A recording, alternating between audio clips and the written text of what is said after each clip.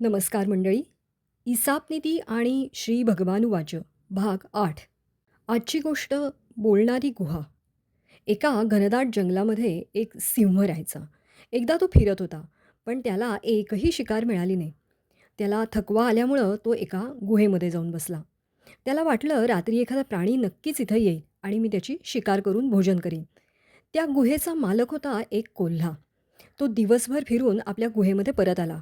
गुहेमध्ये गेल्यावर त्याने आतमध्ये गेलेल्या सिंहाच्या पायाचे ठसे पाहिले आणि तो स्वतःशीच म्हणाला, की गुहेमध्ये तर सिंह गेलेला दिसत आहे, पण आतून बाहेर आलेला नाही. त्याला समजलं, की नक्कीच या गुहेमध्ये सिंह लपून बसलाय. कोल्हा तसा हुशार होता.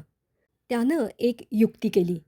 तो गुहेच्या आतमध्ये गेला नाही, तर त्यांनी बाहेरूनच आवाज दिला, "ए माझी गुहा, तू गप्प का आहेस? आज बोलत का नाहीस? जेव्हा पण मी बाहेरून येतो, तू मला बोलावतेस. आज बोलत का नाहीस?"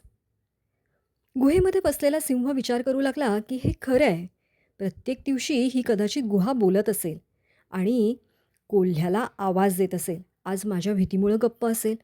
आज मी याला आवाज देऊन आतमध्ये बोलवतो. मग सिंहाने मोठी गर्जना केली आणि कोल्ह्याला म्हणाला, "ये मित्रा, आतमध्ये ये." हा आवाज ऐकून कोल्ह्याला समजलं, की आतमध्ये सिंह बसलाय. कोल्हा लागलीच तिथून पळाला आणि मोठ्या युक्तीने त्यांनी स्वतःचे प्राण वाचवले.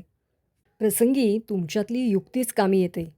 भगवद्गीता सांगते, "तू तुझ्यातली चतुराई ओळख." असा प्रसंगावधानी होण्यासाठी तुझ्यातल्या विवेकबुद्धीला शरण जा आणि हुशारीने कर्म कर आणि यालाच म्हणतात कर्मयोग. आणि हेच सांगितलंय अध्याय 2 श्लोक 49.